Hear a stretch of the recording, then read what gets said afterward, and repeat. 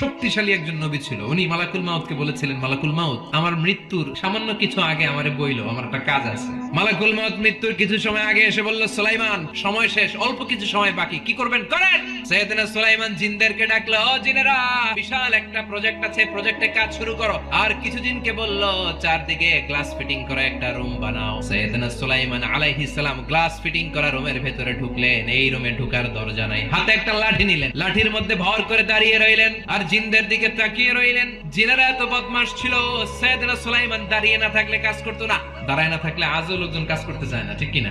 সুলাইমান আলাইহিস সালাম লাঠির মধ্যে ভর দিয়ে দাঁড়িয়ে রইলেন আর বললেন, কাজ করো। জিনেরাও কাজ শুরু করলো। ওদিকে মালাকুল মাউত এসে বলল, সুলাইমান সময় তো শেষ। সুলাইমান বলে, সমস্যা নাই, রূহ কবজ করো। মালাকুল মাউত ওইভাবে লাঠিতে ভর দেওয়া অবস্থায়, দারুণ অবস্থায় সাইয়েদনা সুলাইমান আলাইহিস সালামের রূহ কবজ করে নিলেন। উনি এমন ভাবে দাঁড়িয়েছেন, রূহ চলে গেল, লাশ হয়ে দাঁড়িয়ে রইলেন।